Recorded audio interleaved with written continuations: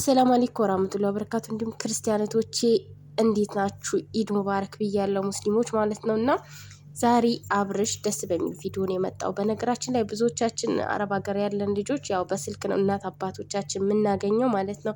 አገር ውስጥ ያለን ደግሞ ለእናት ለአባቶቻችን ጊዜ መስጠት አለብን። በነገራችን ላይ አብርሽ ማለት ነው ይቀልዳልም፣ ሰውንም ያናድዳል፣ አሽሙርም ይናገራል በጣም ማለት ነው። ሁሉንም የሚችልበት ልጅ ነው እና ማለት ነው ከእናቱ ጋር ፈታ እያለ ነበር። እናቱንም ፈታ እያዝናናት እህቱንም እያዝናናት ነበረ እና በጣም ደስ የሚል ጊዜ ነው። አንድ ቀን ደግሞ ሁላችሁም ተሰብስባችሁ የምትመጡበትን ጊዜ እንናፍቃለን ሁላችንም እና ሩታዬም ደግሞ እንደዚህ ከቤተሰቦቿ ብትመጣ ደስ ይለናል።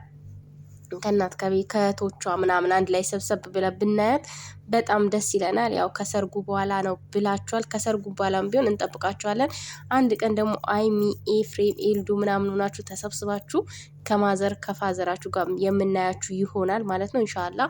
ያው እንግዲህ በጣም ደስ ይላል የዛሬ ቪዲዮ እና የመዳም ቅመሞቼ ማለት ነው። ዛሬ እንዴት አሳለፋችሁት? ሂድን እያለቀሳችሁን? እያለቀስኩ ነው ያሳለፍኩት በነገራችን ላይ በጣም እያለቀስኩ ማለት ለምን ያው አንዳንዴ ይከፋናል ከቤተሰብ ተለይተን ምናምንና አብሽሩ ይሄም ቀን ያልፋል ኢንሻአላህ። አንድ ቀን ሁላችንም ገብተን ከእናት ከአባቶቻችን ጋር የምናከብር ያደርገናል። ያው ክርስቲያኖቹን በነገራችን ላይ ባላቸው ሲደርስ ብዙዎቻቸው ይከፋቸዋል ማለት ነው እንደኛው ማለት ነው። በስደት ያለን ኢንሻአላህ አንድ ቀን ሀገራችን እንገባለን በተስፋ ማለት ነው። ለአመቱ ደግሞ ያድርሰን። ያው ይሄን ረመዳን አስጨርሶናል፣ ቀጣዩን ደግሞ ያድርሰን ማለት ነው።